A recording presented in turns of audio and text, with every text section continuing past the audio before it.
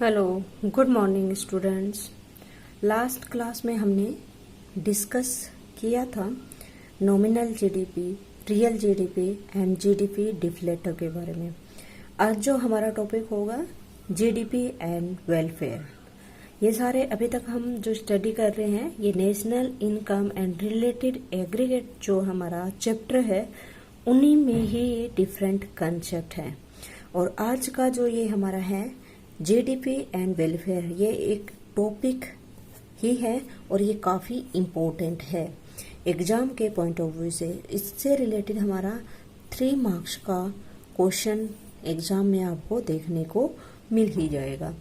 तो सबसे पहले इस क्वेश्चन को आप अटेम्प्ट करोगे तो आप बताओगे कि what is the GDP and what is the welfare. तो थोड़ा सा मैं आपको डिस्कस कर दूं जीडीपी के बारे में। अभी तक हम बहुत सारी डेफिनेशन देख ही लिए। अब वेलफेयर के बारे में हम बात करें तो जीडीपी को हम नॉर्मल वर्ड में देखा जाए तो जीडीपी का मीनिंग है कि कंट्री की इनकम का इंक्रीज होना। ठीक है, ये एक बहुत ही नैरो कंसेप्ट कह सकते हैं। पर दूसरी ओर हमारा जो वेलफेयर है वो एक काफ़ी वाइडर कंसेप्ट है। ये वेलफेयर हमारा इनकम से अफेक्ट होता है, साथ ही बहुत सारे अदर फैक्टर वेरिएबल भी होते हैं। ठीक है, कि केवल हम ये कहें कि कंट्री की जीडीपी बढ़ेगी तो इससे हमारा वेलफेयर बढ़ेगा, ऐसा नहीं हो सकता। क्योंकि इनकम बढ़ती है तो ऐसा ज़रूरी नहीं कि सभी पीपल्स की इनकम इक्वली इंक्रीज हो। दूसरा यह भी हो सकता है कि इनकम इंक्रीज होती है तो केवल कुछ ही पीपल की इनकम इंक्रीज हो, तो इस वजह से मोस्ट ऑफ द पीपल की इनकम इंक्रीज नहीं होती है। और वो इनकम इंक्रीजिंग इनकम हम स्पेंड किस पे कर रहे हैं वो भी काफ़ी इम्पोर्टेंट हो जाता है जब हम वेलफेयर को स्टडी करते हैं। ठीक है, तो वेलफेयर में हम ये देख रहे हैं कि इनकम हमारी इंक्रीज हो रही है, ये इक्वली डिस्ट्रीब्यूटेड है या नहीं है, तभी हमारी कंट्री में पीपल्स का वेलफेयर होगा। इसी के साथ में हमारे जो पीपल्स हैं उनको जो फैसिलिटीज़ मिल रही है, ये फैसिलिटीज़ लाइक आपकी हेल्थ की फैसिलिटी है, एजुकेशन फैसिलिटी है, ठीक है, बहुत सारी ऐसी फैसिलिटी है, तो वो फैसिलिटी भी हमारे सभी तक पहुंच हो और उनकी क्वालिटी भी बेटर हो। तो जीडीपी एक नैरो कंसेप्ट है, वेलफेयर एक वाइडर कंसेप्ट है। जीडीपी में केवल यही हम स्टडी करते हैं कि इनकम इंक्रीज हो रही है या नहीं हो रही। अगर इनकम इंक्रीज हो रही है तो जीडीपी आपकी इंक्रीज होगी, अगर इनकम डिक्रीज तो जीडीपी डिक्रीज, बस यहीं तक ही हम सीमित हैं। पर वेलफेयर को देखते हैं तो केवल हम ये नहीं देखते कि इनकम इंक्रीज हो रही है या नहीं, हम इसी के साथ में ये भी देखेंगे कि इंक्रीजिंग इनकम क्या इक्वली डिस्ट्रीब्यूटेड है या नहीं है, और इसी इनकम के रिस्पेक्ट में जो फैसिलिटीज़ मिल रही है पीपल्स को, जैसे हेल्थ, एजुकेशन, मेडिकल फैसिलिटी, बहुत सारी फैसिलिटीज जो कंट्री में मिल रही है वो सभी को मिल रही है या नहीं। ठीक है, तो हम बात करेंगे जीडीपी एंड वेलफेयर। तो real GDP is a widely use index of A welfare, ठीक है, but it suffered from the certain limitation of it ignorance. Okay, कि हमने देखा है कि नॉमिनल जीडीपी और हमारा रियल जीडीपी, ठीक है, ये दो देखा था। तो नॉमिनल जीडीपी को हमने यहाँ हटा ही दिया है, उसका तो कोई मतलब ही नहीं रहता वेलफेयर से। तो थोड़ा बहुत हमारा वेलफेयर होगा तो वो हमारी रियल जीडीपी है, उससे हम कह सकते हैं। पर रियल जीडीपी भी हमारी पूरी तरह से लिमिटेशन से ये बाहर नहीं है, इसकी भी कुछ लिमिटेशंस हैं। रियल जीडीपी भी इंक्रीज होगी तो फिर भी हम ये नहीं कह सकते कि वेलफेयर होगा। इसकी वजह है कुछ लिमिटेशंस। वो लिमिटेशंस कौन सी है? तो क्वेश्चन कैसे आता है कि what is the limitation of the real GDP to measure the welfare, या फिर what is the relationship between the real GDP and economic welfare. ऐसे करके क्वेश्चन आपको एग्जाम में मिलता है। तो हमारी लिमिटेशंस क्या है? तो फर्स्ट लिमिटेशन हम देख रहे हैं डिस्ट्रीब्यूशन ऑफ ए इनकम। ठीक है, अभी हमने बात किया था कि हमारी कंट्री में जीडीपी इंक्रीज होना यानी कि इनकम का इंक्रीज होना, तो केवल इनकम इंक्रीज होगी तो जीडीपी तो इंक्रीज हो जाएगी कंट्री की ओवरऑल, पर लेकिन हमारा वेलफेयर नहीं होगा। इसका कारण ये है कि जीडीपी केवल यही एस्टिमेट करता है कि हमारी इनकम इंक्रीज हो रही है या नहीं, ये यह नहीं चेक करता कि हमारा इसका डिस्ट्रीब्यूशन कैसा है। अगर हमारी इकोनॉमी में केवल टॉप आपके जो कंट्री के जो रिच पर्सन है 5%, उन्हीं की अगर बिजनेस बढ़ता है, उनकी इनकम इंक्रीज होती है, तो ओवरऑल कंट्री की इनकम और जीडीपी तो बढ़ जाएगी। पर हम यहाँ देख रहे हैं कि इंक्रीजिंग इनकम का मोस्ट ऑफ द पार्ट हमारा केवल 55% पॉपुलेशन है हमारी कंट्री की, वही है। रिमेनिंग जो 95% पीपल्स हैं वो तो या तो मिडिल इनकम ग्रुप से रिलेटेड है या फिर आपका लोअर इनकम ग्रुप से बिलोंग कर रहे हैं। तो ये क्या होगा, अनइक्वल डिस्ट्रीब्यूशन होगा। तो केवल इनकम का इंक्रीज होना ही इतना इम्पोर्टेंट नहीं है, उसका डिस्ट्रीब्यूशन भी हमें देखना है कि उसका डिस्ट्रीब्यूशन सभी पीपल के बीच में इक्वली हो रहा है या नहीं हो रहा। अगर इनकम इंक्रीज है, केवल 5% पीपल ही उससे बेनिफिट ले रहे हैं, तो 95% पीपल को जो रिक्वायर्ड और नेसेसरी जो गुड्स की उन्हें ज़रूरत है वो ही उन्हें नहीं मिल पाएगी। तो हमारी ऐसी कंट्री की जीडीपी बढ़ना किसी कंट्री का डेवलपमेंट नहीं कह सकते। तो distribution of a GDP, distribution of income among various factors of A production, India facing the problem of unequal distribution of income. ठीक है, तो डिस्ट्रीब्यूशन ऑफ इनकम मीन्स कि distribution of income among the various factors of production. Again factors of production की हमने बात की है, तो यहाँ पे हमारा 4 फैक्टर ऑफ प्रोडक्शन होता है, land, labour, capital and owner या एंटरप्रेन्योर। ठीक है, अब हमने ये बात की है कि केवल बिजनेस पर्सन है वो 5% ही है, ओनर 5% है।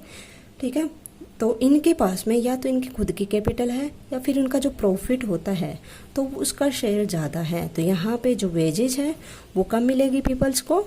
ठीक है, वेजेज कम मिलेगी और हमारा जो रेंट है वो भी उसकी रेट भी कम रहेगी। तो मोस्ट ऑफ द इनकम होगी प्रोडक्शन से। ये फैक्टर तो चारों ही लगे हैं, पर इनकम का इन तीनों फैक्टर के बीच में शेयर कम होगा और इसके बीच में शेयर ज़्यादा होगा, तो ये इक्वली डिस्ट्रीब्यूटेड नहीं होगी। तो इसी वजह से ये हमारा एक गुड मेजर नहीं है real GDP to measure the welfare of country. Next आता है हमारा कंपोजिशन ऑफ जीडीपी। ठीक है, तो कंपोजिशन ऑफ जीडीपी मीन्स कि जीडीपी को हम देख रहे हैं तो उनमें हमारा कंपोजिशन कैसा है। उसका composition means types of good, यानी कि जीडीपी में हम क्या लेते हैं, आउटपुट। अब ये आउटपुट किन किन का हो रहा है, जैसे हमने 11th क्लास में स्टडी किया था कि हमारा कैपिटल गुड है, ठीक है, कंज्यूमर गुड है, कई सारे गुड्स होते हैं। उनमें से अगर हमारा कैपिटल गुड का आउटपुट इंक्रीज होगा, मशीन्स हमारी इंक्रीज होगी, तो आउटपुट इंक्रीज हो जाएगा, इनकम और जीडीपी आपकी इंक्रीज होगी। पर लेकिन मोस्ट ऑफ द पीपल क्या कैपिटल या मशीन तो नहीं खा सकते। ठीक है, उनकी बेसिक नेसेसिटी है, एजुकेशन है, हेल्थ है, आपकी फूड है, ये जो बेसिक नेसेसिटी है। और ये बेसिक नेसेसिटी जो कंज्यूमर गुड है उनका आउटपुट ही कम होगा। तो ये कैसी जीडीपी है जो हमारी कंट्री के वेलफेयर को बढ़ाएगी।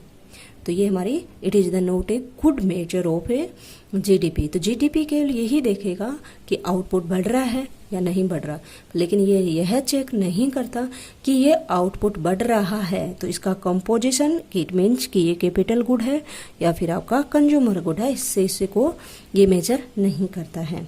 तो कंपोजिशन ऑफ जीडीपी इसको कैसे लिखोगे, composition of GDP means which type of A production produce in the economy, various type of goods like the consumption goods, necessary goods, luxuries goods, capital goods, etc. ठीक है, if luxuries and capital goods are produced for richer section of the society and the poor suffer deprivation, GDP growth become meaningless। ठीक है, तो poor है इसे क्या feel करेंगे, वो डिप्रीवेशन फील करेंगे, यानी कि अपने आप को कुछ चीज़ों से वंचित फील करेंगे। तो इस प्रकार की जीडीपी हमारी मीनिंगलेस रह जाती है। इस प्रकार की जीडीपी यानी कि आउटपुट का इंक्रीज होना और इनकम का इंक्रीज होना, हम केवल ये थोड़ा सा नॉमिनल ही सिंबल रह जाएगा कि कंट्री का डेवलपमेंट हो रहा है, पर ये डेवलपमेंट हमारा वेलफेयर के साथ होगा तभी हमारी कंट्री एक पावरफुल कंट्री बन सकती है और कंट्री का डेवलपमेंट तेजी से हो सकता है। थर्ड हमारा जो इसमें है लिमिटेशन है इसकी, नॉन मॉनेटरी एक्सचेंज। ठीक है, अभी हमारा जो जीडीपी है, इस जीडीपी में जो आउटपुट लेते हैं हम, जीडीपी की डेफिनेशन भी यही कहते हैं ना कि एक साल में जितने भी हमारे final good and services produce की गई है उसकी मार्केट प्राइस या मार्केट वैल्यू क्या रहती है, हम उसी को लेते हैं। ठीक है, हम ये नहीं देख रहे हैं कि अगर वो हम good to one person to another person exchange हो रहा है तो वो भी हमारा एक प्रकार का प्रोडक्शन की एक्सचेंज को इंक्रीज कर रहा है, पर उसको हम एस्टिमेट नहीं कर रहे। तो जीडीपी में हम केवल वही आउटपुट लेते हैं जिनको मार्केट पे हम प्राइस देके परचेज करते हैं। पर अभी भी हमारी इंडियन इकोनॉमी में जो विलेज बेस इकोनॉमी है तो काफ़ी सारा ऐसा पोर्शन है जहाँ पे हमारा हर चीज़ ये मार्केट प्राइस या हम पे मनी के रूप में एक्सचेंज नहीं करते। आज भी कई सारी चीज़ें गाँव में आज भी गुड़ के बदले गुड़ से एक्सचेंज होती है। तो जहाँ पे हम गुड़ को एक्सचेंज करते हैं फॉर द गुड, तो इस प्रकार के एक्सचेंज को ये जीडीपी हमारा इंक्लूड नहीं करता, उसको कंसिडर नहीं करता है। इसका एग्जांपल है कि जैसे गाँव में जो सब्जी बेचने वाले होते हैं, ठीक है, लोकल ही होते हैं, ऐसे कोई शॉप नहीं होती है, जैसे घरों में भी आ जाते हैं सब्जी बेचने। तो उसमें क्या होता है कि कुछ जैसे वीट रखे हैं, नॉर्मली वीट जहाँ पे राइस होते थे वो नॉर्मली राइस, तो वो क्या करते हैं कि 1 kg उनको कोई भी ये वेजिटेबल परचेज करना है तो 1 kg के अकॉर्डिंग जितना वो प्राइस तो मार्केट की रहेगा कि जैसे कि 10 रुपीज़ का है, ठीक है, 10 रुपीज़ का लौकी परचेज कर रहे हैं, ओके, 10 रुपीज़ पर केजी। अब 10 रुपीज़ के अकॉर्डिंग हम वीट की प्राइस कितनी है, जैसे मार्केट में वीट भी 10 रुपीज़ पर केजी है, तो एक केजी हमें लौकी परचेज करने के लिए 1 केजी उसको वीट दे देते हैं। तो हमने लौकी लिया है वीट के बदले में, तो ये हमारा यहाँ पे मनी का ट्रांजैक्शन नहीं है, यहाँ पे गुड का ट्रांजैक्शन गुड के लिए है। तो इस प्रकार के ट्रांजैक्शन को जीडीपी इंक्लूड नहीं करता और ये हमारी इंडियन इकोनॉमी में बहुत बड़ा पोर्शन है। तो ये एक हमारा अंडर एस्टिमेशन इसे कह सकते हैं हम। तो ठीक है, तो इसको हम कैसे लिखेंगे, non monetary exchange in a rural economics barter system. ठीक है, बार्टर सिस्टम तो यही होता है सीसी इकोनॉमी जिसे हम बोलते हैं, ठीक है, जिसे आप 10th क्लास में पढ़ा था, सीसी इकोनॉमी यानी कि वस्तु के बदले वस्तु विनिमय, यानी कि good to good exchange. In a rural economy barter system of exchange still prevails to a same extent. Payment for farm labor are often made in a kind rather than in a cash. Kind means यहाँ पे goods होता है, ठीक है, kind means goods rather than in cash. Cash के बदले वो goods को ही exchange करते हैं। All such transaction remain unrecorded. ठीक है, तो ऐसे transaction unrecorded है। This cause the underestimation of GDP remain and the inappropriate index of welfare. ठीक है, तो ये हमारा अंडर एस्टिमेशन होगा, यानी कि इन रियल में देखा जाए तो वो हमारा गुड का एक्सचेंज हो रहा है 1% टू अनदर पर्सन। तो इसकी वजह से भी हमारी इकोनॉमी में, यानी कि वो ये जो भी उसके पास में सब्जियां वो बेच रहा है, अब उसके कोई खरीदेगा तो वो और ज़्यादा प्रोड्यूस करेगा, पर लेकिन जब तक इसका कोई रिकॉर्ड नहीं होगा तो उसको हम जीडीपी में कंसीडर ही नहीं करेंगे। जीडीपी में हम उसी को कंसीडर करते हैं जिनका हम रिकॉर्ड रखते हैं, जिनको हम मार्केट की वैल्यू पे एक्सचेंज करते हैं, देन हम ये कहते हैं कि आउटपुट इंक्रीज हो रहा है, डिक्रीज हो रहा है। तो ऐसा हमारा जो सब्जी का जो हमारा जो ये बढ़ेगी सब्जी का आउटपुट, तो इसको हम एस्टिमेट नहीं कर पाएंगे कि कितनी सब्जी एक्चुअली में हमारी सेल हो रही है, कितनी हमारी इकोनॉमी में प्रोड्यूस हो रही है। तो ये हमारा अंडर एस्टिमेशन है, क्योंकि इसको भी इंक्लूड करते हैं हमारे इस प्रकार के ट्रांजैक्शन को, तो ये हमारे ज़्यादा जीडीपी को बताता, पर ये हमारा इसमें इंक्लूड ही नहीं है। तो ये हमारा अंडर एस्टिमेशन है। तो ये हमारे इकोनॉमी की वेलफेयर को कैसे मेजर करेगा, और वेलफेयर अगेन केवल पैसों से मेजर नहीं करते हैं, उन गुड से मेजर करते हैं जिनकी हमें बहुत ज़रूरत है और उनकी क्वालिटी है। ठीक है, हमें सब्जी की ज़रूरत है, सब्जी तो हमने परचेज कर ली, अब वेलफेयर देखा जाए तो हो रहा है, ठीक है। पर लेकिन ये हमारा वेलफेयर जो बेसिक नीड की गुड के बारे में बता रहा है, ये हमारा इन रुपीज नहीं है, ये कोई गुड टू गुड ट्रांजेक्शन है, पर लेकिन इसको इंक्लूड नहीं कर रहे जीडीपी में। नेक्स्ट जो हमारा होता है, नेक्स्ट और काफी इंपॉर्टेंट जो ये हमारा कंसेप्ट है, एक्सटर्नलिटीज, जिसे हम कहते हैं बाह्यताएं, सिंपल वर्ड में। एक्सटर्नलिटीज का मतलब होता है कि कोई भी गुड का हम आउटपुट कर रहे हैं, उसका आउटपुट करने पे उसका क्या इफेक्ट होता है। किसी भी गुड का हम आउटपुट करते हैं तो उस गुड के आउटपुट करने से हमारे पॉजिटिव भी इफेक्ट होते हैं, नेगेटिव भी इफेक्ट होते हैं। कहते हैं ना कि एक सिक्के के दो पहलू होते हैं, ठीक है। तो पॉजिटिव भी इफेक्ट होते हैं, नेगेटिव इफेक्ट भी होते हैं, ठीक है। जैसे कि एग्जांपल देते हैं इंडस्ट्रीज का, ठीक है। इंडस्ट्रीज का हम एग्जांपल दें तो इसका पॉजिटिव इफेक्ट क्या होता है कि हमारी इकोनॉमी में आउटपुट इंक्रीज होता है, इसकी वजह से एम्प्लॉयमेंट हमारा इंक्रीज होता है, ठीक है। और इसकी वजह से हमारी इनकम इंक्रीज होगी तो हमारी जीडीपी इंक्रीज होती है, ठीक है। ये तो पॉजिटिव है। पर लेकिन जैसे ही हम इंडस्ट्रीज की बात करते हैं तो दूसरी ओर इसका नेगेटिव इफेक्ट भी है, जिसे हम इग्नोर नहीं कर सकते, पर लेकिन हम काफी लंबे टाइम से इसे इग्नोर करते आए हैं, ठीक है। तो पॉजिटिव इफेक्ट तो पता चल गया इंडस्ट्रीज का, output, employment, income, GDP increase होगा। अब नेगेटिव इम्पैक्ट भी होता है। नेगेटिव इम्पैक्ट क्या है? पोल्यूशन। ये पोल्यूशन हम आज देख ही रहे हैं, ठीक है। चाहे वाटर पोल्यूशन हो, एयर पोल्यूशन हो, एनवायरमेंट पोल्यूशन हो, कैसा भी पोल्यूशन हो, और एनवायरमेंट रिलेटेड जितने भी हमारे जो इश्यूज हो रहे हैं, हम प्रॉब्लम फेस कर रहे हैं, वो बेसिकली हम किससे फेस कर रहे हैं? इंडस्ट्रीज की वजह से। तो कोई भी हमारा जो आउटपुट की एक्टिविटी होती है उसके पॉजिटिव और नेगेटिव दोनों ही इफेक्ट होते हैं, पर लेकिन पॉजिटिव इफेक्ट इसके पहले सामने आते हैं और नेगेटिव इफेक्ट बाद में आते हैं। क्योंकि नेगेटिव इफेक्ट के जैसे ही हमारे कुछ ना कुछ इसके बैड इम्पैक्ट होते हैं तब उसको हम रिसर्च करके हम करते हैं, पर पॉजिटिव इफेक्ट को तुरंत हम ले लेते हैं। इसी प्रकार एक और एग्जांपल देते हैं, जैसे मोबाइल फ़ोन। मोबाइल फ़ोन का हमारा पॉजिटिव इफेक्ट है कि आज हम बैठे, जैसे कि अभी जो लॉकडाउन चल रहा है तो हम इसको यूज कर रहे हैं, मोबाइल फ़ोन को ही यूज कर रहे हैं हम ऑनलाइन क्लासेस के लिए या किसी भी अनदर पर्पज के लिए, ठीक है। पर लेकिन अगर इस मोबाइल फ़ोन का पॉजिटिव इफेक्ट, बहुत सारे पॉजिटिव इफेक्ट है, पर इसी के साथ में नेगेटिव इफेक्ट कि इसकी जो रेडिएशन होती है उसकी वजह से बहुत सारे हमारे की हेल्थ इश्यूज या बीमारियां हमारी बहुत सारी फैलती है। तो ये नेगेटिव इफेक्ट हमने देखा ही नहीं, इसके पॉजिटिव इफेक्ट को ही लोगों ने सबसे पहले देखा। और आजकल के जो बच्चे हैं पूरा दिन मोबाइल पे रहते हैं तो उसकी वजह से उनका हेल्थ भी डिटोरेट हो रहा है। पहले बच्चे आउटडोर एक्टिविटी करते थे, गेम्स के लिए बाहर जाते थे, बच्चे एक दूसरे से घुलते मिलते थे, ग्राउंड में जाके खेलते थे। आजकल क्या है, फोन पे लगे रहते हैं और फोन पे ही गेम देखते रहते हैं, ठीक है। और पूरा पूरा दिन उन्हें पता नहीं चलता है कि वो कर क्या रहे हैं। एक तो टाइम वेस्ट होता है, दूसरा इससे क्या होता है, एक तो टाइम वेस्ट होता है, दूसरा इससे क्या होता है उनकी हेल्थ भी डिटेरियोरेट होती है, आंखें खराब होती है। तो ये सारे हमारे नेगेटिव इफेक्ट हैं। तो इसी प्रकार जो एक्सटर्नलिटीज होती है, ये इसका मतलब भी यही होता है कि पॉजिटिव और नेगेटिव इफेक्ट है, ठीक है। तो एक्सटर्नलिटीज का मतलब इसका जो हमारे जो बाहरी प्रभाव होते हैं वो होते हैं, तो ये पॉजिटिव और नेगेटिव दोनों ही होते हैं, ठीक है। तो अब हम जीडीपी के बारे में देखें तो क्या होता है। GDP index does not account for the externalities, the good and the bad impact of the economic activity without the price और the penalty. Environment pollution related to the production activity is an important example. This also lower the significance of a GDP is an index of welfare, ठीक है।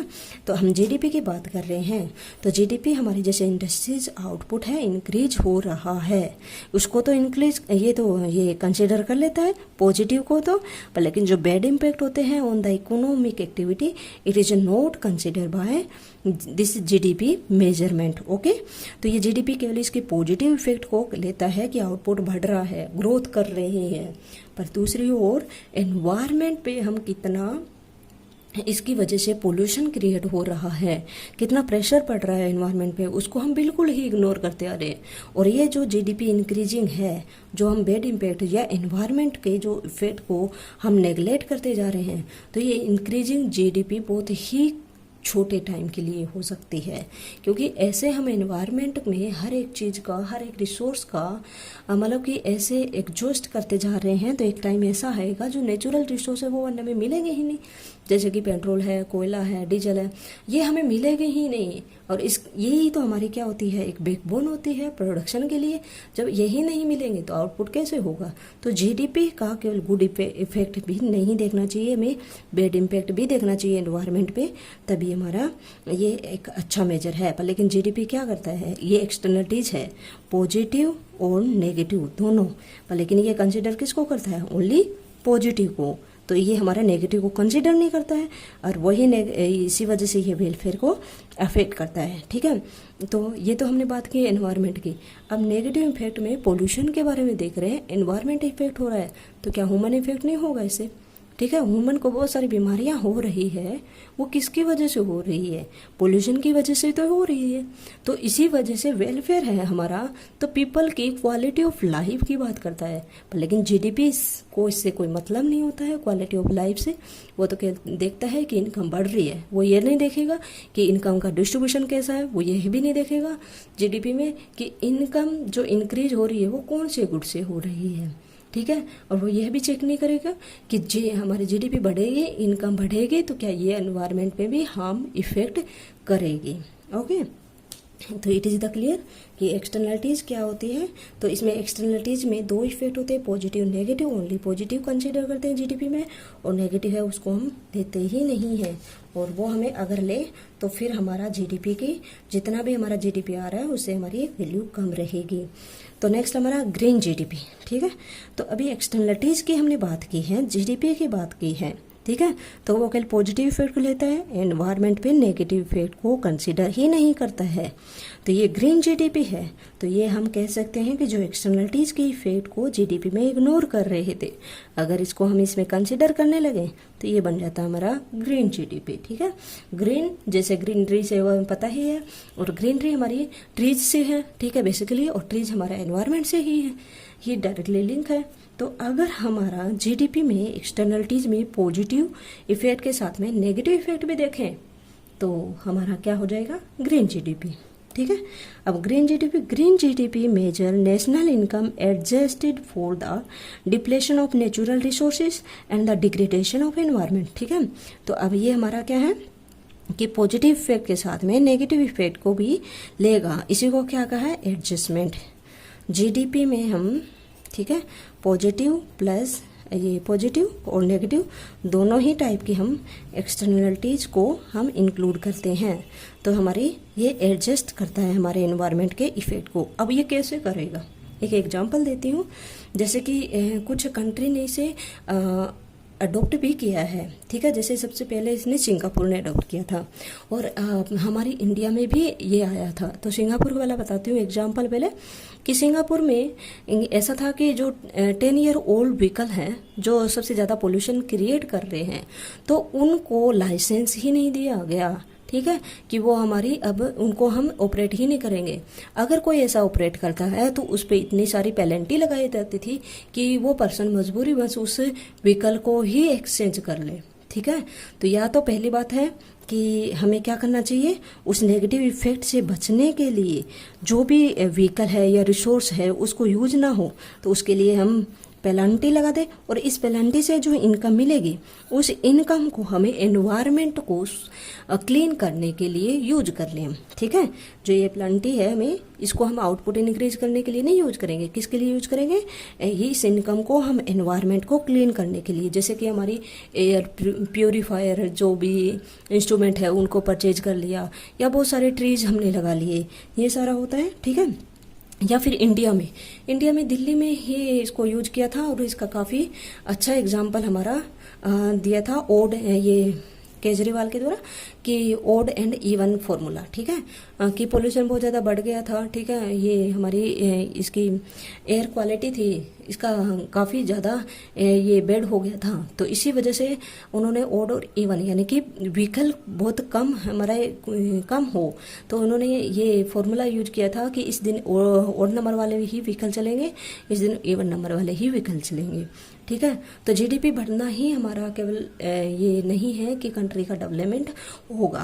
तो country का development देखने के लिए हमें welfare को भी देखना है, और वो वेलफेयर हमें रियल जीडीपी से देख सकते हैं। पर रियल जीडीपी भी हमारी पूरी तरह से फ्री नहीं है, बहुत अच्छा मेजर नहीं है, not a good measure for the measuring the welfare of a country. ठीक है, तो ये कौन कौन सी लिमिटेशन है रियल जीडीपी की, तो यही हमने किया था। तो इसकी हमने 4 लिमिटेशन की थी। फर्स्ट हमारा था डिस्ट्रीब्यूशन ऑफ जीडीपी, सेकंड था कंट्रीब्यूशन ऑफ जीडीपी। ठीक है, डिस्ट्रीब्यूशन तो सभी लोगों के बीच में इक्वल डिस्ट्रीब्यूशन नहीं था, अनइक्वल है, वो इंडिया में भी है। ठीक है, और दूसरा हमारा कंपोजिशन ऑफ जीडीपी, तो यानी कि कौन कौन से गुड का हम प्रोडक्शन कर रहे हैं, ये कंजम्पशन गुड है, कैपिटल गुड है, किन का ज़्यादा हम प्रोडक्शन हमारी इकोनॉमी में हो रहा है। नॉन मॉनेटरी एक्सचेंज जो हमारी विलेज में है, रूरल एरिया में बेसिकली हो रहा है, तो वहाँ पे हमारा कैश का ट्रांजैक्शन की बजाय हमारा कौन सा गुड के ट्रांजैक्शन का होता है, बार्टर सिस्टम है, जो हम जीडीपी में इंक्लूड नहीं करते। नेक्स्ट हमारा एक्सटर्नलिटीज, जिसे हम कहते हैं कि कोई भी प्रोडक्शन एक्टिविटी है उसका हमारा बाहरी जो इफेक्ट क्या होता है, तो ये पॉजिटिव और नेगेटिव दोनों ही होते हैं। नेगेटिव इफेक्ट हम एनवायरनमेंट के रूप में देते हैं, इसी एनवायरनमेंट का हमारा वेलफेयर यानी कि पीपल पे इफेक्ट होता है, तो ये भी हमारा इसमें इग्नोर किया जाता है जीडीपी में। तो इस जो लिमिटेशन है ये काफ़ी हमारी इकोनॉमी के लिए बहुत ज़रूरी है। इंटरनेशनल जो इश्यूज प्रॉब्लम कह सकते हैं, इसी को रिमूव करने के लिए हमारा एक कदम रहा है ग्रीन जीडीपी, जिसमें हम कहते हैं कि ग्रीन जीडीपी को के लिए हमारे जो एनवायरनमेंट डिग्रेडेशन है या फिर नेचुरल रिसोर्स का डिप्लेशन है, तो उनकी जो रेट को कम करना या उनको थोड़ा सा हमें कंट्रोल करना। तो it is clear? Okay, thank you.